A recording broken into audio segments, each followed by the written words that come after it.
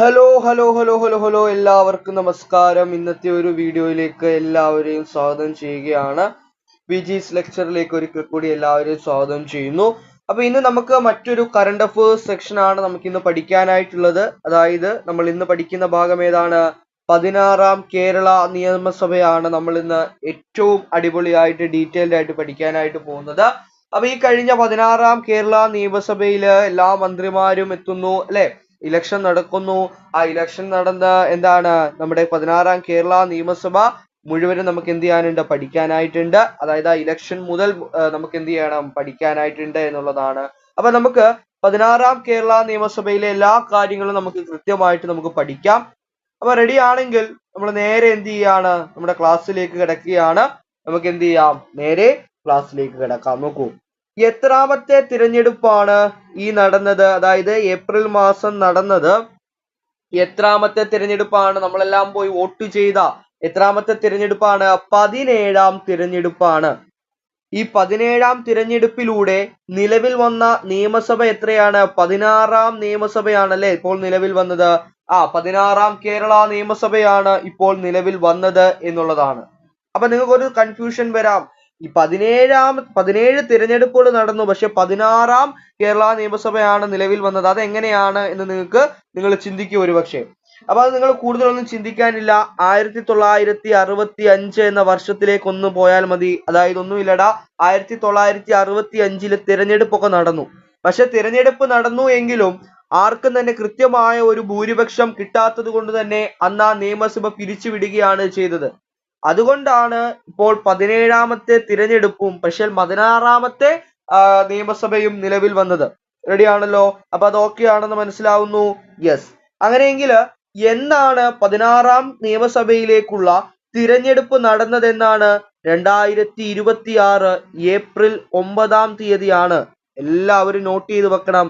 April 9ാം തീയതിയാണ് എന്ത്, തിരഞ്ഞെടുപ്പ് നടന്നത്. അപ്പൊ 2026 ഏപ്രിൽ 9ന് തിരഞ്ഞെടുപ്പ് നടക്കുകയാണ്. അപ്പൊ 2026 ഏപ്രിൽ മാസം 9ാം തീയതി നടക്കുന്ന തിരഞ്ഞെടുപ്പിന്റെ ഫലപ്രഖ്യാപനം എന്നായിരുന്നു? 2026 മെയ് 4-നായിരുന്നു. നമ്മളെ എല്ലാവരെയും എന്റർടൈൻമെന്റ് ചെയ്യിപ്പിച്ച ന്യൂസ് ചാനലുകൾ അല്ലെ, എന്റർടൈൻമെന്റ് ചാനലുകളായി മാറിയ ദിവസം എന്നായിരുന്നു? 2026 മെയ് 4-നാണ് ആ ഫലപ്രഖ്യാപനം വന്നത്. അങ്ങനെ 2026 മെയ് 4-ന് ഫലപ്രഖ്യാപനം ഉണ്ടാവുന്നു. മന്ത്രിമാരുടെയും മുഖ്യമന്ത്രിയുടെയും ഉൾപ്പെടെയുള്ള എല്ലാ മന്ത്രിമാരുടെയും സത്യപ്രതിജ്ഞ എന്നായിരുന്നു? സത്യപ്രതിജ്ഞ 2026 മെയ് 18-നാണ്. അപ്പൊ 2026 മെയ് 18-നാണ് എന്ത് നടന്നത്? സത്യപ്രതിജ്ഞ നടന്നത് എന്നുള്ള കാര്യം നിങ്ങൾ എല്ലാവരും കൃത്യമായി പഠിക്കണം. മെയ് 18-നാണ് എന്താ ഈ മന്ത്രിസഭ വരുന്നത്, അല്ലെങ്കിൽ ആ സത്യപ്രതിജ്ഞ നടക്കുന്നത് മെയ് 18-നാണ്. നമ്മളുടെ ഇപ്പോഴത്തെ സർക്കാർ സ്ഥാനമേൽക്കുന്നത് മെയ് 18-ാം തീയതിയാണ്. നിങ്ങൾക്കറിയാം നമുക്ക് ആകെയുള്ള മണ്ഡലങ്ങൾ എത്രയാണ്? അപ്പൊ ബേസ് മുതൽ എല്ലാ കാര്യങ്ങളും പറയുകയാണ്, അതുകൊണ്ടാണ് ഇതെല്ലാം പറയുന്നത്. ഇതെല്ലാം ഇമ്പോർട്ടന്റ് ആയിട്ടുള്ള കാര്യങ്ങളാണ്. നമുക്ക് ആകെയുള്ള മണ്ഡലങ്ങൾ എന്ന് പറയുന്നത് 140 മണ്ഡലങ്ങളാണ് നമുക്ക് ആകെയുള്ളത് എന്ന് പറയുന്നത്.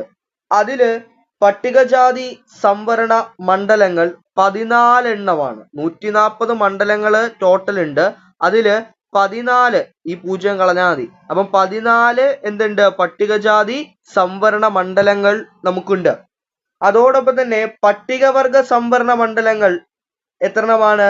2 എണ്ണം മാത്രമാണ്. പട്ടികവർഗ സംവരണ മണ്ഡലങ്ങള് 2 ആണ്. അപ്പൊ പട്ടികജാതി സംവരണ മണ്ഡലങ്ങള് 14-ഉം അതോടൊപ്പം തന്നെ പട്ടികവർഗ സംവരണ മണ്ഡലങ്ങള് 2 ആണ്. അപ്പൊ നിങ്ങൾ അത് ഏതൊക്കെയാണ് ആ 2 മണ്ഡലങ്ങൾ എന്ന് പഠിച്ചു വെച്ചോളൂ. 2 എണ്ണയിലേ ഉള്ളൂ. ഒന്ന് സുൽത്താൻ ബത്തേരിയും 2 മാനന്തവാടിയുമാണ്. അപ്പൊ സുൽത്താൻ ബത്തേരിയും അതോടൊപ്പം തന്നെ മാനന്തവാടിയുമാണ് 2 പട്ടികവർഗ സംവരണ മണ്ഡലങ്ങൾ എന്ന് പറയുന്നത്. സെറ്റായോടാ?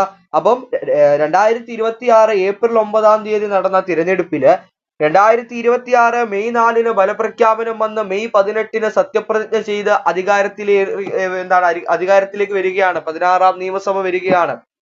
അങ്ങനെ 140 മണ്ഡലങ്ങളാണ്. 140 മണ്ഡലങ്ങളിൽ ഞാൻ പറഞ്ഞു എത്രയാണ്?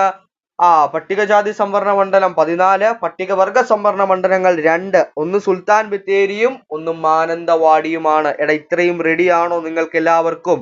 സെറ്റ് ആണ് അല്ലെ? യെസ്. അങ്ങനെയാണെങ്കിൽ നോക്കൂ, അടുത്ത നോക്കൂ. ആകെ വോട്ടർമാർ, നമുക്ക് ആകെ എത്ര വോട്ടർമാരുണ്ട് ഇതൊന്ന് വായിക്കാമോ? എത്രയാണ്? 2,71,42,952 എന്നുള്ളതാണ്. 2,71,42,952 കറക്റ്റ് അല്ലേ? ഇത്രയും വോട്ടർമാരാടാ ഉള്ളത്. ഇത്രയും വോട്ടർമാരാടാ ടോട്ടൽ വോട്ടേഴ്സ്. ഇത്രയുമാണ്, 2 കോടിയാണ്.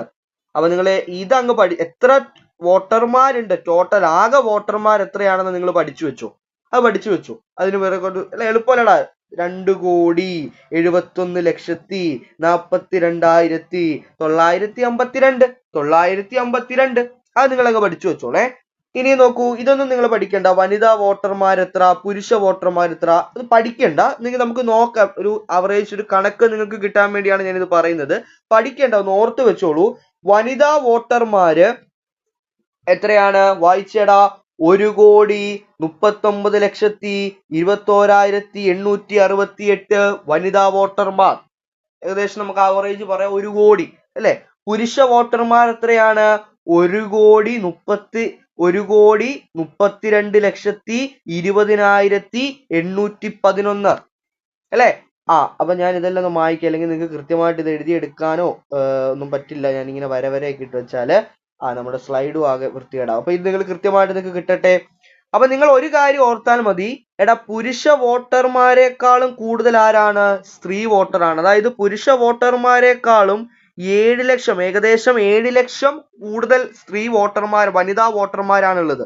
പുരുഷ വോട്ടർമാരെക്കാളും 7 ലക്ഷം പേരെന്താണ്? കൂടുതൽ വനിതാ വോട്ടർമാരാണ്. 7 ലക്ഷം പേർ കൂടുതലാണ് വനിതാ വോട്ടർമാർ എന്ന് പറയുന്നത് അല്ലെ? ഇനി അടുത്തത്, അപ്പൊ ആകെ വോട്ടർമാര് 2,71,42,952. അതില് പുരുഷ വോട്ടർമാരും വനിതാ വോട്ടർമാരും നമുക്ക് വേണ്ട. നിങ്ങൾ ജസ്റ്റ് ഒന്ന് ഞാൻ അത് പറഞ്ഞു എന്നേ ഉള്ളൂ. അത് നമുക്ക് വലിയ ഡീറ്റെയിൽ ആയിട്ടൊന്നും പഠിക്കാനില്ല. റെഡി? ഇനി ഭിന്നലിംഗ വോട്ടർമാർ എത്രയാണ്? 273 ഭിന്നലിംഗ വോട്ടർമാരുണ്ട്. ഭിന്നലിംഗ വോട്ടർമാർ എന്താണ്? ട്രാൻസ്ജെൻഡേഴ്സ് അല്ലെ? ഭിന്നലിംഗ വോട്ടർമാര് 273 പേരാണുള്ളത്. 273 ഭിന്നലിംഗ വോട്ടർമാർ. ഭിന്നലിംഗ വോട്ടർമാർ 273. ഇനി നോക്കടാ, ആദ്യമായി വോട്ട് ചെയ്യുന്നവർ എത്രയാണ്? എടാ ആദ്യമായി വോട്ട് ചെയ്യുന്നവര് 4,66,408 പേരാണ്. 4,66,408 പേര്. അതായത് നമ്മുടെ ഇലക്ഷൻ കമ്മീഷൻ എന്താണ് പ്രഖ്യാപിച്ചായിരുന്നു? ആദ്യമായിട്ട് വോട്ട് ചെയ്യുന്ന കന്നി വോട്ടർമാർക്ക് ഹൽവ നൽകണമെന്ന് പറഞ്ഞിരുന്നു. അത് തിരഞ്ഞെടുത്ത മണ്ഡലങ്ങളിൽ ഹൽവ നൽകണമെന്നുണ്ടായിരുന്നു. അപ്പം ഇത്രയും എന്താണ് ആദ്യമായി വോട്ട് ചെയ്യുന്നവർ ഇത്രയും പേരാണ്. 4,66,408. 4,66,408. അപ്പം നിങ്ങള് പ്രധാനമായിട്ടും പഠിക്കേണ്ട സംഖ്യകൾ ഞാൻ വേണമെങ്കിൽ ഒന്ന് പറഞ്ഞുതരാം. ജസ്റ്റ് നിങ്ങൾ ഓർത്തിരുന്നോളൂ. അത് ഓർത്തിരിക്കുന്നത് നല്ലതാണ്. ഏതൊക്കെയാണെന്ന് പറഞ്ഞുതരാം. ഒന്ന്, നിങ്ങൾ മെയിൻ ആയിട്ട് എത്ര ടോട്ടൽ വോട്ടേഴ്സ്? 2,71,42,952. ശ്വാസം പിടിച്ചങ്ങ് പറഞ്ഞാൽ മതി, അങ്ങ് ഈ നമ്പർ അങ്ങ് സെറ്റ് ആയിക്കോളും കേട്ടോ. പിന്നെ പുരുഷ വോട്ടർമാർ വനിതാ വോട്ടർമാർ വേണ്ട. നിങ്ങളൊന്ന് ജസ്റ്റ് ഒന്ന് ഒരു അവറേജ് ഒക്കെ നോക്കി വെച്ചാൽ മതി. 7 ലക്ഷം പേര് വനിതാ വോട്ടർമാർ കൂടുതലാണെന്ന് ഓർത്ത് വെച്ചാൽ മതി. പിന്നെ ഭിന്നലിംഗ വോട്ടർമാർ നിങ്ങൾ ഓർത്ത് വെച്ചോളൂ, 273 പേര്. പിന്നെന്താണ് ഇപ്പം നമ്മൾ പഠിച്ച എന്താണ്? കന്നി വോട്ടർമാര്. കന്നി വോട്ടർമാര് അല്ലെങ്കിൽ കന്നി വോട്ട് ആദ്യമായി വോട്ട് ചെയ്യുന്നവർ എത്ര പേരാണ്? 4,66,000 എത്രയാണ്? 4,66,408 ആണ്. 4,66,408. 4,66,408. അത് നിങ്ങൾക്ക് ഓർത്ത് വെക്കാൻ വലിയ ബുദ്ധിമുട്ടില്ലല്ലോടാ. വലിയ ബുദ്ധിമുട്ടില്ല. നിങ്ങളൊന്ന് സെറ്റ് ചെയ്ത് വെച്ചാൽ മതി. 4,66,408. 4,66,408. അപ്പൊ ഏകദേശം ആവറേജ് കണക്കുകളൊക്കെ റെഡിയാണല്ലോ? സെറ്റ് ആണല്ലോ? വേഗം പറഞ്ഞേ, കമന്റ് ചെയ്യണം കേട്ടോ. അപ്പൊ 4,66,408 നമ്മൾ പഠിച്ചു. ഇനി അടുത്ത സ്ലൈഡിലേക്ക് നോക്കിയാൽ എന്താണ്? കൂടുതൽ വോട്ടർമാർ. എടാ കൂടുതൽ വോട്ടർമാരുള്ള ജില്ല ഏതാണ്? മലപ്പുറമാണ്. കൂടുതൽ വോട്ടർമാരുള്ള ജില്ല എന്ന് പറയുന്നത് മലപ്പുറമാണ്. കൂടുതൽ വോട്ടർമാരുള്ള ജില്ല എന്ന് പറയുന്നത് മലപ്പുറമാണ്. അപ്പൊ നിങ്ങൾ എന്നോട് ചോദിക്കും മണ്ഡലം ഏതാണ്? തിരൂർ മണ്ഡലമാണ്. തിരൂർ മണ്ഡലമാണ്. അതും മലപ്പുറത്ത് തന്നെയുള്ള തിരൂർ മണ്ഡലത്തിലാണ് ഏറ്റവും കൂടുതൽ വോട്ടർമാരുള്ളത്. അപ്പൊ ഏറ്റവും കൂടുതൽ വോട്ടർമാരുള്ള ജില്ല മലപ്പുറമാണ്. ഇനി ഏറ്റവും കൂടുതൽ വോട്ടർമാരുള്ള മണ്ഡലം എന്ന് പറയുന്നത് തിരൂരാണ്. തിരൂരാണ് കേട്ടോ, തിരൂരാണ്. ഓക്കെ, ഇനിയും നോക്കാം. എടാ കുറവ് വോട്ടർമാരുള്ള എവിടെയാണ്? ഏറ്റവും കുറവ് വോട്ടർമാര്, എടാ നോക്കടാ, ഏറ്റവും കുറവ് വോട്ടർമാരുള്ള ജില്ല എന്ന് പറയുന്നത് വയനാടാണ്. ഏറ്റവും കുറവ് വോട്ടർമാരുള്ള ജില്ല ഏതാണ്? വയനാടാണ്. വയനാട്. ഇനി ഏറ്റവും കുറവ് വോട്ടർമാരുള്ള മണ്ഡലം എന്ന് പറയുന്നത് എറണാകുളം മണ്ഡലമാണ്. എറണാകുളം മണ്ഡലത്താണ് ഏറ്റവും കുറവ് വോട്ടർമാരുള്ള മണ്ഡലം എന്ന് പറയുന്നത്. അപ്പൊ ഇത് പഠിച്ചോ. അപ്പൊ ഏറ്റവും കൂടുതൽ വോട്ടർമാരുള്ള ജില്ല മലപ്പുറം, മണ്ഡലം തിരൂർ. ഏറ്റവും കുറവ് വോട്ടർമാരുള്ള ജില്ല എന്ന് പറയുന്നത് വയനാടാണ്. അങ്ങനെയെങ്കിൽ ഏറ്റവും കുറവ് വോട്ടർമാരുള്ള മണ്ഡലം എന്ന് പറയുന്നത് എറണാകുളം മണ്ഡലമാണ്. ഏറ്റവും കൂടുതൽ വോട്ടർമാരുള്ള ജില്ല വയനാടാണ് എങ്കിലും മണ്ഡലം എന്ന് പറയുന്നത് എറണാകുളമാണെന്നുള്ള കാര്യം എല്ലാവരും പഠിച്ചു വെച്ചോളൂ. എല്ലാവരും പഠിച്ചു വെച്ചോളൂ. റെഡി ആണല്ലോ? അങ്ങനെയെങ്കിൽ ഈ നടന്ന, ഇതിപ്പോ നമ്മൾ കോമൺ ആയിട്ടുള്ള കാര്യമാണ്, കൂടുതൽ ഉള്ള ഏറ്റവും കൂടുതൽ വോട്ടർമാരുള്ള ജില്ല മണ്ഡലം, കുറവ് വോട്ടർമാരുള്ള ജില്ല മണ്ഡലം നമ്മൾ സെറ്റാക്കി. ഇനി നമ്മൾ 2026 ഇലക്ഷന്റെ ഡീറ്റെയിൽഡാണ് നമ്മൾ പറയുന്നത്. 2024 ഏപ്രിൽ 9 നടന്ന ഇലക്ഷന്റെ ഡീറ്റെയിൽസ് ആണ്. ആകെ പോളിംഗ് ശതമാനം എന്ന് പറയുന്നത് 79.63%. എത്രയാണ്? ടോട്ടൽ പോളിംഗ് എന്ന് പറയുന്നത് 79.63% ടോട്ടൽ പോളിംഗ് വരികയാണ്. അതില് കൂടുതൽ പോളിംഗ് ശതമാനമുള്ള ജില്ല ഏതാണ്? കൂടുതൽ പോളിംഗ് ശതമാനം 2026 തിരഞ്ഞെടുപ്പ് ഏപ്രിൽ 9 നടന്ന തിരഞ്ഞെടുപ്പില് ഏറ്റവും കൂടുതൽ പോളിംഗ് ശതമാനം വന്ന ജില്ല എന്ന് പറയുന്നത് കോഴിക്കോടാണ്. കോഴിക്കോടിന്റെ പോളിംഗ് ശതമാനം നോക്കിക്കേടാ, 81.35%. ഇത് ഞാൻ വെറുതെ ബ്രാക്കറ്റിൽ കൊടുത്തതേ ഉള്ളൂ. ജസ്റ്റ് ഒന്ന് നിങ്ങൾ നോക്കാൻ വേണ്ടി. ഇതൊന്നും നിങ്ങൾ കൃത്യമായിട്ട് നോക്കണ്ടെങ്കിലും ജസ്റ്റ് ഞാൻ അതൊന്ന് കൊടുത്തതേ ഉള്ളൂ കേട്ടോ. നിങ്ങൾക്ക് അത് പ്രൂവ് ആക്കാൻ കൂടി കൊടുത്തതേ ഉള്ളൂ കേട്ടോ. അപ്പം ടോട്ടൽ പോളിംഗ് എന്ന് പറയുന്നത് 79.63%. അതില് ഏറ്റവും കൂടുതൽ പോളിംഗ് ശതമാനം രേഖപ്പെടുത്തിയ ജില്ല എന്ന് പറയുന്നത് കോഴിക്കോടാണ്. കോഴിക്കോടിനാണ് ഏറ്റവും കൂടുതൽ പോളിംഗ് ശതമാനം. അതായത് അവിടെ ലഭിച്ച പോളിംഗ് ശതമാനം എന്ന് പറഞ്ഞാൽ എത്രയാണെന്ന് അറിയാവോടാ? അവിടെ ലഭിച്ച പോളിംഗ് ശതമാനം ഏറ്റവും കൂടുതൽ പോളിംഗ് ശതമാനം ലഭിച്ച കോഴിക്കോട്, അവിടുത്തെ പോളിംഗ് ശതമാനം 81.35%. ജസ്റ്റ് ഓർത്തു വെക്കടാ. ജില്ല മാത്രം ഓർത്തു വെച്ചാൽ മതി. മണ്ഡലം ഏതാണ്? എടാ മണ്ഡലം കുന്നമംഗലം മണ്ഡലത്തിലാണ് ഏറ്റവും കൂടുതൽ പോളിംഗ് ശതമാനം ലഭിച്ച മണ്ഡലം എന്ന് പറയുന്നത്. അപ്പൊ ജില്ല കോഴിക്കോടാണ്, മണ്ഡലം എവിടെയാണ്? കുന്നമംഗലമാണ്. ജില്ല കോഴിക്കോട്, മണ്ഡലം കുന്നമംഗലം. മണ്ഡലം ഏതാണ്? കുന്നമംഗലമാണ്. റെഡി ആണല്ലോ? അപ്പൊ ആ രണ്ട് കാര്യങ്ങൾ സെറ്റ് ആയല്ലോ. ഇനിയും കുറവ് പോളിംഗ് ശതമാനം രേഖപ്പെടുത്തിയ ജില്ല പത്തനംതിട്ട ജില്ലയാണ്. ഏകദേശം 70.75%. കുറവ് പോളിംഗ് ശതമാനം ലഭിച്ച മണ്ഡലം എന്ന് പറയുന്നത് റാന്നി മണ്ഡലമാണ്. 68.98%. റാന്നി മണ്ഡലത്തിൽ ഏറ്റവും കുറവ് പോളിംഗ് ആണ് ഈ 2026 ഏപ്രിൽ 9 നടന്ന ഇലക്ഷനിൽ. റെഡിയാണോ? മനസ്സിലായോടാ? അപ്പൊ നിങ്ങൾക്ക് ഒരു കൺഫ്യൂഷൻ വരരുത്. 2026 ഞാൻ ഒന്നുകൂടി പറയാം. ഏറ്റവും കൂടുതൽ വോട്ടർമാരുള്ള ജില്ല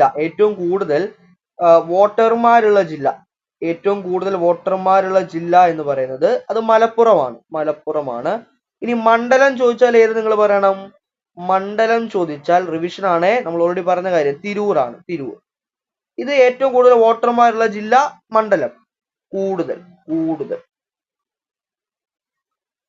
റെഡി ആണല്ലോ? ഇനി കുറവ് വോട്ടർമാരുള്ള ജില്ല ഏതാണ്?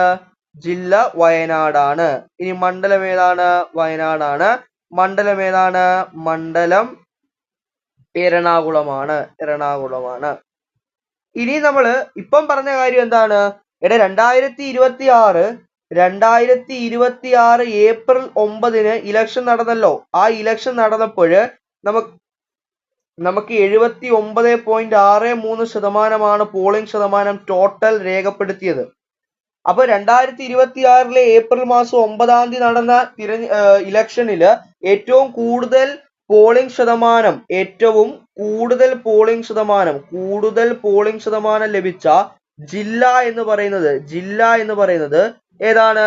കോഴിക്കോടാണ്.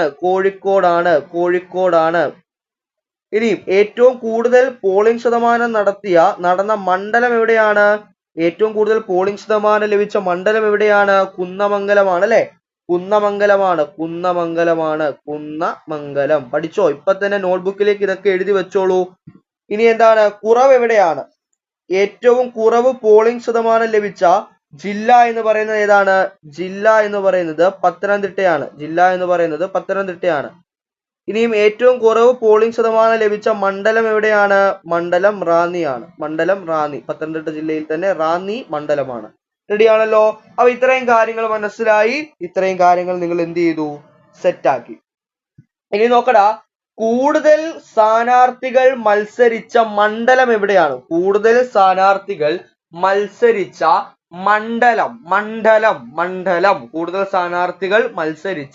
മണ്ഡലം കൊടുവള്ളിയാണ്. അവിടെ എത്ര പേരാ മത്സരിച്ചതെന്ന് അറിയാവോ? 13 പേരാണ് അവിടെ മത്സരിച്ചത്. ഈ ഇലക്ഷനിൽ 13 പേര് മത്സരിച്ചു. അവിടെയാണ് ഏറ്റവും കൂടുതൽ സ്ഥാനാർത്ഥികൾ മത്സരിച്ച മണ്ഡലം കൂടിയാണ് നമ്മുടെ കൊടുവള്ളി. 13 പേരാണ്. ഇനിയും ഏറ്റവും കൂടുതൽ ഭൂരിപക്ഷം ലഭിച്ച സ്ഥാനാർത്ഥി ആരാണ്? ഏറ്റവും കൂടുതൽ ഭൂരിപക്ഷത്തോടു കൂടി വിജയിച്ചത് PK കുഞ്ഞാലിക്കുട്ടിയാണ്. ഏതാണ് മണ്ഡലം? മലപ്പുറം. ഏറ്റവും കൂടുതൽ വോട്ടർമാരുള്ള ജില്ല കൂടിയായിട്ടുള്ള മലപ്പുറം അല്ലെ? അപ്പം മലപ്പുറം നിന്ന് PK കുഞ്ഞാലിക്കുട്ടി ഏറ്റവും കൂടുതൽ ഭൂരിപക്ഷം. അദ്ദേഹത്തിന്റെ ഭൂരിപക്ഷം എത്രയാടാ? 85,327 വോട്ടുകളാണ്. ആ ഭൂരിപക്ഷം പഠിച്ചു വെക്കടാ. കാര്യം എന്നാല് ആ ഭൂരിപക്ഷം പഠിച്ചു വെക്കാൻ പറയുന്നതിന്റെ കാര്യം എന്നറിയോ? 85,327. എടാ, കാരണം കേരള നിയമസഭ ഇന്നേ വരെ കണ്ടിട്ടുള്ള ഏറ്റവും ചരിത്ര ഭൂരിപക്ഷമാണ് PK കുഞ്ഞാലിക്കുട്ടി ഇത്തവണത്തെ ഇലക്ഷനിൽ എന്ത് ചെയ്തത്? സ്വന്തമാക്കിയത്. കേരള നിയമസഭ ഇന്നേ വരെ കണ്ടിട്ടുള്ളതിൽ ഏറ്റവും മികച്ച ചരിത്രപരമായിട്ടുള്ള ഭൂരിപക്ഷം PK കുഞ്ഞാലിക്കുട്ടി മലപ്പുറത്ത് നിന്ന് 85,327 വോട്ടുകളാണ് അത്രയും ഭൂരിപക്ഷമാണ് അദ്ദേഹത്തിന് ലഭിച്ചത്. ഇനി കുറഞ്ഞ ഭൂരിപക്ഷം സി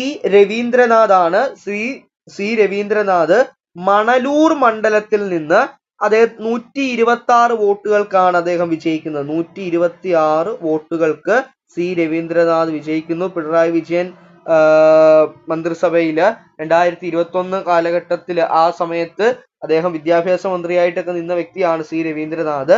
അപ്പം മണലൂർ മണ്ഡലമാണ് അദ്ദേഹം. മണലൂർ മണ്ഡലത്തിൽ നിന്ന് സി രവീന്ദ്രനാഥ് 126 വോട്ടുകൾക്ക് വിജയിക്കുന്നു. അതാണ് ഏറ്റവും കുറഞ്ഞ ഭൂരിപക്ഷമാണ് 126 വോട്ടുകളാണ് അദ്ദേഹത്തിന്റെ. അത്രയും ഭൂരിപക്ഷത്തിനാണ് അദ്ദേഹം വിജയിക്കുന്നത്. പക്ഷേ ഒരിക്കലും കേരള നിയമസഭ കണ്ട ഏറ്റവും കുറഞ്ഞ ഭൂരിപക്ഷം 126 അല്ല കേട്ടോ. കേരള നിയമസഭ കണ്ട ചരിത്രത്തിലെ ഏറ്റവും കുറഞ്ഞ ഭൂരിപക്ഷം 5 വോട്ടുകളാണ്. അത് നമുക്ക് ചർച്ച ചെയ്യാം. നോക്കടാ, കേരള നിയമസഭ കണ്ട ഏറ്റവും വലിയ ഭൂരിപക്ഷം ഈ കഴിഞ്ഞ ഇലക്ഷൻ ആയിരുന്നു. 2026 ഇലക്ഷൻ ആയിരുന്നു. അതിൽ PK കുഞ്ഞാലിക്കുട്ടി 85,327 വോട്ടുകൾ സ്വന്തമാക്കി. ആ 85,327 വോട്ടുകളാണ് കേരള നിയമസഭ കണ്ട ചരിത്ര ഭൂരിപക്ഷം എന്ന് പറയുന്നത്. പക്ഷേങ്കിൽ കേരള നിയമസഭ കണ്ട ഏറ്റവും കുറഞ്ഞ ഭൂരിപക്ഷം ഒരിക്കലും ഈ കഴിഞ്ഞ 2026 തിരഞ്ഞെടുപ്പ് അല്ല. സി രവീന്ദ്രനാഥിന്റെ 126 വോട്ടല്ല. പകരം ആരാണ്? നോക്കാം നമുക്ക്. കേരള നിയമസഭ കണ്ട ഏറ്റവും കുറഞ്ഞ ഭൂരിപക്ഷം AA അസീസ് ആണ്. അത് 2001 അദ്ദേഹം മത്സരിക്കുമ്പോൾ 2001 ആ വർഷം നോക്കണേ. 2001 അദ്ദേഹം മത്സരിക്കുമ്പോൾ ഇരവിപുരം മണ്ഡലത്തിൽ നിന്ന് അദ്ദേഹം മത്സരിക്കുകയാണ്. ഇരവിപുരം മണ്ഡലത്തിൽ നിന്നുകൊണ്ട് അദ്ദേഹം മത്സരിക്കുമ്പോൾ 5 വോട്ടുകൾക്കാണ് വിജയിക്കുന്നത്. 5 വോട്ടുകൾക്ക് വിജയിക്കുകയാണ് അല്ലെ? അപ്പൊ ഓരോ വോട്ടിനും അല്ലെങ്കിൽ വിലയുണ്ട് എന്ന് പറയുന്ന കേസ് കെട്ടുക ഇതുപോലുള്ള സംഭവങ്ങളിലാണ് വരുന്നത്. 5 വോട്ടുകൾ. അപ്പൊ എത്രയും നിർണായകമാണ് ആ 5 വോട്ട് അല്ലെ എന്നോർത്ത് നോക്കൂ.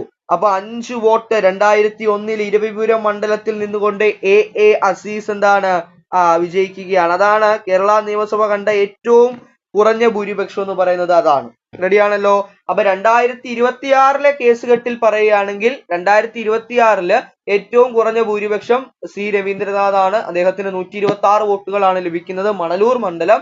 പിന്നെ ഏറ്റവും കൂടിയ ഭൂരിപക്ഷം PK കുഞ്ഞാലിക്കുട്ടി കേരള നിയമസഭ കണ്ട ചരിത്രത്തിലേക്കും ഏറ്റവും വലിയ ഭൂരിപക്ഷം സ്വന്തമാക്കുകയാണ് ഈ കഴിഞ്ഞ ഇലക്ഷനിൽ 85,327 വോട്ടുകൾ. മനസ്സിലായോ? ഇനിയും നോക്കടാ, കേരള നിയമസഭയിലെ ഏറ്റവും പ്രായം കൂടിയ അംഗം എന്ന് പറയുന്നത് പിണറായി വിജയനാണ്. ധർമ്മടം മണ്ഡലത്തിൽ നിന്നുകൊണ്ട്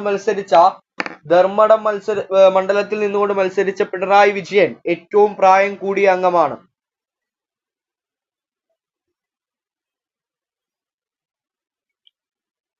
റെഡിയാണല്ലോ. ഏറ്റവും പ്രായം കൂടിയ അംഗം മുൻ മുഖ്യമന്ത്രിയാണ്, പിണറായി വിജയനാണ്, ധർമ്മടം മണ്ഡലം. ഇനി നോക്കടാ, പ്രായം കുറഞ്ഞ അംഗം ഒരുപാട് തർക്കങ്ങളൊക്കെ ഉണ്ടായിരുന്നു. പ്രായം കുറഞ്ഞ അംഗം അയാളാണ്. ഇവര് തമ്മിലായിരുന്നു തർക്കം കേട്ടോ.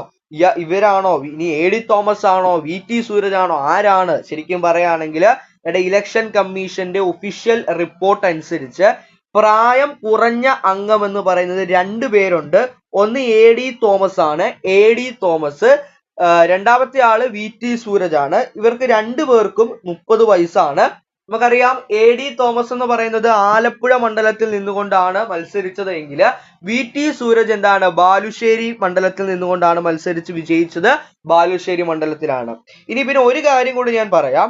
ഈ VT സൂരജിനേക്കാളും പ്രായം കുറവ് AD തോമസിനാണ്. ഏകദേശം 6 മാസം പ്രായം കൂടുതലാണ് VT സൂരജിന്. അപ്പൊ ഇവര് 2 പേരിൽ പ്രായം കുറഞ്ഞ ആളെന്ന് പറയുന്നത് AD തോമസ് ആണ്. റെഡിയാണല്ലോ. അപ്പൊ ഓപ്ഷനിൽ 2 പേരും ഉണ്ടെങ്കിൽ നിങ്ങൾ ആരെ കുത്തും? AD തോമസ് വേണം നിങ്ങൾ സെലക്ട് ചെയ്യാൻ. കാരണം ഇവർ 2 പേരിൽ പ്രായം കുറഞ്ഞത് AD തോമസിനാണ്. പിന്നെ VT സൂരജ് ഉണ്ട്.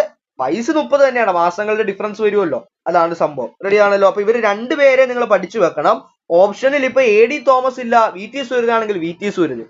ഇനി ഇവർ 2 പേരും ഉണ്ടെങ്കിൽ ആ 2 പേരിൽ പ്രായം കുറവാർക്കാണ്? AD തോമസിനാണ്. അപ്പൊ AD തോമസ് ആലപ്പുഴ മണ്ഡലത്തിൽ നിന്നുകൊണ്ട് വിജയിക്കുകയാണ്. പ്രായം കുറഞ്ഞ വ്യക്തിയാണ്, 30 വയസ്സാണ്. VT സൂരജ് ബാലുശ്ശേരി മണ്ഡലമാണ് അദ്ദേഹത്തിന്റെ കേട്ടോ. അവിടെ എന്താണ് 30 വയസ്സ് തന്നെയാണ് അദ്ദേഹത്തിന്. അവിടെ അദ്ദേഹം എന്താണ് വിജയിക്കുകയാണ്. ഇനി നമ്മുടെ 16ാം നിയമസഭയിലെ വനിതാ പ്രാതിനിധ്യം നോക്കുമ്പോൾ 11 പേരാണ്. 11 വനിതാ MLA മാരുണ്ട് കേട്ടോ. 11 വനിതാ MLA മാരുണ്ട്. വനിതാ പ്രാതിനിധ്യം 11 ആണ്. ആ 11 പേരില് നമുക്ക് 2 പേർ മന്ത്രിയാണ്. 2 പേർ മന്ത്രിയാണ്. 2 പേർ മന്ത്രിയാണ്. ആരൊക്കെയാ 2 പേര് മന്ത്രി? നമ്മൾ മന്ത്രിസഭ ചർച്ച ചെയ്യുമ്പോൾ നമ്മൾ പഠിക്കും. മന്ത്രിസഭ ചർച്ച ചെയ്യുമ്പോൾ നമ്മൾ എന്ത് ചെയ്യാം? അത് നമുക്ക് ഡീറ്റെയിൽ ആയിട്ട് പഠിക്കാം. ഇനി 2 മന്ത്രിമാരും ഒരു ഡെപ്യൂട്ടി സ്പീക്കറും ഉണ്ട്. ഷാനിമോൾ ഉസ്മാന് ഡെപ്യൂട്ടി സ്പീക്കർ. അപ്പൊ ഡെപ്യൂട്ടി സ്പീക്കർ ഒരാളും ഉണ്ട്. അപ്പൊ 2 മന്ത്രിമാരും ഒരു ഡെപ്യൂട്ടി സ്പീക്കറും അങ്ങനെ എന്താണ് 3 പേര് എന്താണ് നമ്മുടെ മുൻനിരയിലേക്ക് വന്നിട്ടുണ്ട്. 11 പേരിൽ തന്നെ മുൻനിരയിലേക്ക് വന്നു. മന്ത്രിസ്ഥാനം 2 പേര്, ഒരു ഡെപ്യൂട്ടി സ്പീക്കർ. റെഡിയാണല്ലോ. വനിതാ പ്രാതിനിധ്യം ഒന്ന് ഓർത്ത് വെച്ചോളൂ, കുറച്ച് ഇമ്പോർട്ടന്റ് ആണ്. 11 പേരാണ്. റെഡിയാണല്ലോ. അപ്പൊ അങ്ങനെയാണെങ്കിൽ നോക്കടാ, നമുക്ക് 2026 ഏപ്രിൽ മാസം 9-ാം തീയതി നടന്ന തിരഞ്ഞെടുപ്പിലെ സീറ്റ് നിലയാണ്. മെയ് 4-ാം തീയതിയാണ് ഫലപ്രഖ്യാപനം വന്നത്. അന്നത്തെ ഫലപ്രഖ്യാപനം വന്നപ്പോൾ UDF-ന് 102 സീറ്റുകളാണ് ലഭിച്ചത്. LDF-ന് 35 സീറ്റുകളും NDA-ക്ക് 3 സീറ്റുകളുമാണ് ലഭിച്ചത്. അതില് NDA-ക്ക് 3 സീറ്റുകൾ എവിടൊക്കെയായിരുന്നു? നേമം, കഴക്കൂട്ടം, ചാത്തന്നൂർ. അങ്ങനെ 3 മണ്ഡലങ്ങളിൽ എന്താണ് NDA-ക്ക് സീറ്റുകൾ ലഭിക്കുന്നു. 102 സീറ്റുകൾ UDF-ന് ലഭിക്കുന്നു. 35 സീറ്റുകൾ LDF-ന്, 3 സീറ്റുകൾ NDA. അതാ ഏതൊക്കെയാണ് 3 സീറ്റുകൾ എന്ന് ഓർത്തു വെച്ചോളൂ. നേമം, കഴക്കൂട്ടം, ചാത്തന്നൂര്. നേമം, കഴക്കൂട്ടം, ചാത്തന്നൂര്. ഇനി നോക്കടാ, ഇതിൽ നിന്ന് നമുക്ക് പറയാൻ കഴിയുന്ന കാര്യം എന്താണ്? ഏറ്റവും കൂടുതൽ ഒറ്റകക്ഷി, ഏറ്റവും വലിയ ഒറ്റകക്ഷി എന്ന് പറയുന്നത്, ഏറ്റവും വലിയ ഒറ്റകക്ഷി ഇന്ത്യൻ നാഷണൽ കോൺഗ്രസ് ആണ്. അവർക്ക് 63 സീറ്റുകൾ. INC-ക്ക് എത്ര സീറ്റുകളാണ്? 63 സീറ്റുകളാണ് ലഭിക്കുന്നത്. അപ്പൊ ഏറ്റവും വലിയ ഒറ്റകക്ഷി INC, 63 സീറ്റുകളാണ്. റെഡിയാണോ? അപ്പൊ നമുക്ക് ഓരോരുത്തരായിട്ട് നമുക്ക് നോക്കാം. ഇത്രയും നിങ്ങൾക്ക് സെറ്റ് ആണോ? ഇത്രയും റെഡിയാണോ? ഓക്കെ.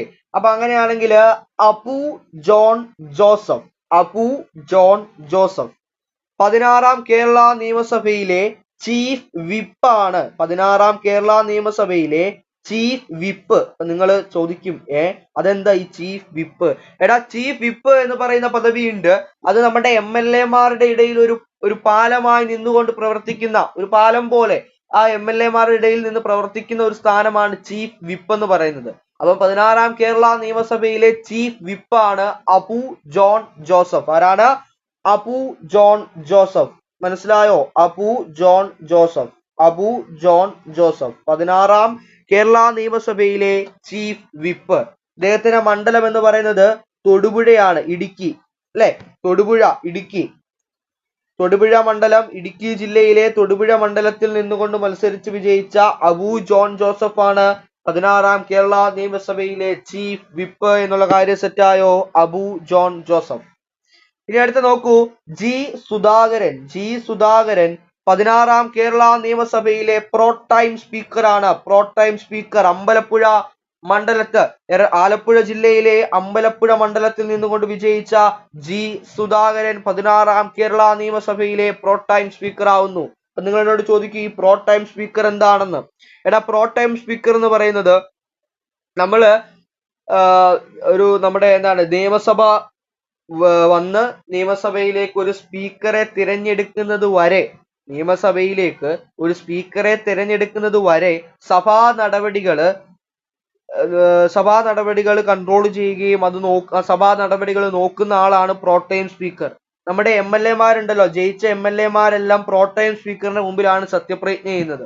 അത് സത്യപ്രതിജ്ഞ ചെയ്തതിന് ശേഷം ഈ MLA-മാരെല്ലാം കൂടെ ചേർന്ന് സ്പീക്കറിനെ തിരഞ്ഞെടുക്കുകയും ആ സ്പീക്കറിനെ ആ കസേരയിലേക്ക് ആനയിക്കുകയും ചെയ്തുകൊണ്ട് പ്രോടൈം സ്പീക്കറിന്റെ ജോലി അവസാനിക്കുകയാണ്. അത്രയേ ഉള്ളൂ പ്രോടൈം സ്പീക്കറിന്റെ റോള്. അപ്പൊ അതാണ് പ്രോടൈം സ്പീക്കർ എന്ന് പറയുന്നത്. 16ാം കേരള നിയമസഭയിലെ പ്രോടൈം സ്പീക്കർ ജി സുധാകരനാണ്. ആലപ്പുഴ ജില്ലയിലെ അമ്പലപ്പുഴ മണ്ഡലത്തിൽ നിന്നുകൊണ്ട് വിജയിക്കുന്ന ജി സുധാകരൻ. ഇനി അടുത്ത് നോക്കൂ, തിരുവഞ്ചൂർ രാധാകൃഷ്ണൻ കേരള നിയമസഭാ സ്പീക്കറായി തിരഞ്ഞെടുക്കുന്നു. അദ്ദേഹത്തെ കേരള നിയമസഭാ സ്പീക്കറായി തിരഞ്ഞെടുക്കുന്നു. ഏത് മണ്ഡലമാണ്? കോട്ടയം മണ്ഡലമാണ് കേട്ടോ. അപ്പൊ കോട്ടയം മണ്ഡലത്തില് നിയമസഭാ സ്പീക്കറായിട്ട് തിരുവഞ്ചൂർ രാധാകൃഷ്ണനെ തിരഞ്ഞെടുക്കുകയാണ്. അപ്പൊ കേരള നിയമസഭാ സ്പീക്കർ ആവുന്നു അദ്ദേഹം. ഇത്തവണ കേരള നിയമസഭാ സ്പീക്കറിൽ നോക്കൂ, 3 പേരാണ് മത്സരിച്ചത്. UDF-ന്റെ പ്രതിനിധിയായി തിരുവഞ്ചൂർ രാധാകൃഷ്ണൻ മത്സരിക്കുന്നു. LDF-നെ പ്രതിനിധിയായിക്കൊണ്ട് AC മൊയ്തീൻ നിയമസഭാ സ്പീക്കർ സ്ഥാനത്തേക്ക് മത്സരിക്കുന്നു. BJP പ്രതിനിധിയായിക്കൊണ്ട് BB Gopakumar. 3 പേരാണ് മത്സരിച്ചത്. നിയമസഭാ സ്പീക്കർ സ്ഥാനത്തേക്ക് 3 പേരാണ് മത്സരിക്കുന്നത്. തിരുവഞ്ചൂർ രാധാകൃഷ്ണൻ, AC മൊയ്തീൻ, അതോടൊപ്പം തന്നെ BB Gopakumar. Thiruvanchoor Radhakrishnan, AC Moideen, BB Gopakumar. അതില് തിരുവഞ്ചൂർ രാധാകൃഷ്ണന് 101 വോട്ടും AC മൊയ്തീന് 35 വോട്ടും BB ഗോപകുമാറിന് 3 വോട്ടും ലഭിക്കുന്നു. അപ്പൊ നിങ്ങൾക്ക് വീണ്ടും സംശയം തോന്നാം, സാറേ UDF-ന് 102 സീറ്റല്ലേ ലഭിച്ചത്, പിന്നെ എന്തുകൊണ്ട് 101 വോട്ടായി പോയെന്ന്. എടാ, ഒരാള് പ്രോടൈം സ്പീക്കർ ആയില്ലേ? ജി സുധാകരൻ പ്രോടൈം സ്പീക്കറായി നിൽക്കുകയല്ലേ? ഈ നിമിഷം അദ്ദേഹത്തിന് വോട്ട് ചെയ്യാൻ സാധിക്കില്ല. പ്രോടൈം സ്പീക്കറിന് വോട്ട് ചെയ്യാം എപ്പോഴാണ്? അതായത് നമ്മൾ 3 പേര് സ്പീക്കർ സ്ഥാനത്തേക്ക് മത്സരിക്കുമ്പോൾ എല്ലാവരും ടൈ വരികയാണെങ്കിൽ, ഒരു സമനില വരികയാണെങ്കിൽ പ്രോടൈം സ്പീക്കറിന് അദ്ദേഹത്തിന്റെ വോട്ട് ഉപയോഗിക്കാം. അങ്ങനെ മാത്രമേ ഉപയോഗിക്കാൻ കഴിയുള്ളൂ. അതുകൊണ്ടാണ് അവിടെ 101 വോട്ടായി പോയത് കേട്ടോ. അപ്പൊ അങ്ങനെ തിരുവഞ്ചൂർ രാധാകൃഷ്ണൻ അദ്ദേഹം നിയമസഭാ സ്പീക്കർ ആകുക, 16ാം കേരള നിയമസഭാ സ്പീക്കർ ആകുകയാണ്. കോട്ടയം മണ്ഡലമാണ്. 3 പേര് മത്സരിച്ചു. ആ ഡീറ്റെയിൽസ് ആണ് ഇവിടെ കൊടുത്തിരിക്കുന്നത് കേട്ടോ. സ്പീക്കർ സ്ഥാനത്തേക്ക് മത്സരിച്ചാണ്. സ്പീക്കർ സ്ഥാനത്തേക്ക് 3 പേരാണ് മത്സരിച്ചത്. അതിന്റെ വോട്ടും കാര്യങ്ങളൊക്കെയാണ് ഇവിടെ കൊടുത്തിരിക്കുന്നത്. മനസ്സിലായല്ലോ? അടിപൊളി. ഇനി നോക്കൂ, ഷാനിമോൾ ഉസ്മാൻ കേരള നിയമസഭ ഡെപ്യൂട്ടി സ്പീക്കർ അല്ലെ? 16ാം കേരള നിയമസഭയിലെ ഡെപ്യൂട്ടി സ്പീക്കർ ആണ്. ഡെപ്യൂട്ടി സ്പീക്കർ എന്ന് പറഞ്ഞാല് സ്പീക്കർ സ്പീക്കറിന്റെ അഭാവത്തിൽ അദ്ദേഹം ജോലികൾ ചെയ്യുകയും എന്താണ് കാര്യങ്ങൾ കോർഡിനേറ്റ് ചെയ്യുകയുമാണ് ഡെപ്യൂട്ടി സ്പീക്കർ അല്ലെ. അപ്പൊ ഡെപ്യൂട്ടി സ്പീക്കർ 16ാം കേരള നിയമസഭയിലെ ഡെപ്യൂട്ടി സ്പീക്കർ ഷാനിമോൾ ഉസ്മാനാണ്. അരൂർ മണ്ഡലമാണ് കേട്ടോ. അരൂർ മണ്ഡലത്തെ പ്രതിനിധീകരിച്ച് വിജയിക്കുന്ന ഷാനിമോൾ ഉസ്മാനാണ്. അരൂർ മണ്ഡലം. റെഡിയാണോ?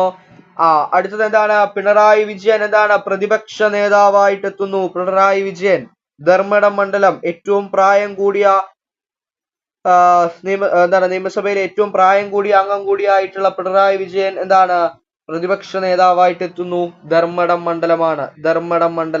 ഇത്രയും കാര്യങ്ങൾ മനസ്സിലായല്ലോ. അപ്പോ അബു ജോൺ ജോസഫ് ചീഫ് വിപ്പായിട്ട് എത്തുന്നു. പിന്നെ എന്താണ് ജി സുധാകരൻ പ്രോടൈം സ്പീക്കറായി എത്തുന്നു. തിരുവഞ്ചൂർ രാധാകൃഷ്ണൻ നിയമസഭാ സ്പീക്കറായി തിരഞ്ഞെടുക്കുന്നു. ഷാനിമോൾ ഉസ്മാൻ ഡെപ്യൂട്ടി സ്പീക്കറായി എത്തുന്നു. ഇതൊക്കെ എന്താണ് നിങ്ങൾ പഠിച്ചിരിക്കേണ്ട പ്രധാനപ്പെട്ട കാര്യങ്ങളാണ്. ഇത്രയും ഓക്കെ ആയോ? നിങ്ങൾ ഇത്രയും സെറ്റ് ആണോ? വേഗം പറയൂ. ഇത്രയും നിങ്ങൾ ഓക്കെ ആണോ? Yes ready. അപ്പൊ ഇത്രയും നമ്മൾ പഠിച്ചു. ഇനി നമുക്ക് എന്താണ് കേരള മന്ത്രിസഭയാണ് പഠിക്കാനുള്ളത്. കേരള മന്ത്രിസഭ കണ്ടോ, മന്ത്രിമാരിങ്ങനെ നിരന്നു നിൽക്കുകയാണ്. കേരള മന്ത്രിസഭ നമുക്ക് എന്ത് ചെയ്യാം? ഡീറ്റെയിൽഡ് ആയിട്ട് പഠിക്കേണ്ടതുണ്ട്. കേരള മന്ത്രിസഭ ഡീറ്റെയിൽഡ് ആയിട്ട് നമുക്ക് പഠിക്കേണ്ടതുണ്ട്. അപ്പൊ കേരള മന്ത്രിസഭ നമുക്ക് എന്ത് ചെയ്യാം? അടുത്ത ക്ലാസ്സുകളിൽ നമുക്ക് ഡീറ്റെയിൽഡ് ആയിട്ട് പഠിക്കാം. കാരണം ഇല്ലെങ്കിൽ ഒരുപാട് ലെങ്ത് ആയി പോകും ഈ വീഡിയോ. അപ്പൊ നമുക്ക് 2 വീഡിയോയിലായിട്ട് ഇത് ഡിസ്കസ് ചെയ്യാം. കാരണം 21 പേരെ നമുക്ക് ഇനി പഠിക്കാനുണ്ട്. കാരണം മുഖ്യമന്ത്രി ഉൾപ്പെടെ 21 പേരാണ് ഇത്തവണ മന്ത്രിമാർ എന്ന് പറയുന്നത് അല്ലേ? യെസ്. അപ്പൊ നമുക്കത് അടുത്ത ക്ലാസ്സിൽ ഡിസ്കസ് ചെയ്യാം. അപ്പൊ ഇന്ന് നമ്മൾ ഇത്രയൊക്കെയാണ് പഠിച്ചത്. ഇത് നമ്മളെ ബേസിക് ആയിട്ടുള്ള കാര്യങ്ങൾ, അതായത് നമ്മുടെ തിരഞ്ഞെടുപ്പുമായിട്ട് ബന്ധപ്പെട്ട് ഏറ്റവും പ്രധാനപ്പെട്ട എത്രാമത്തെ തിരഞ്ഞെടുപ്പാണ്, എത്രാമത്തെ നിയമസഭയാണ്, ഫലപ്രഖ്യാപനം എന്താണ്, മണ്ഡലങ്ങളുടെ ഡീറ്റെയിൽസ് നമ്മൾ പഠിച്ചു.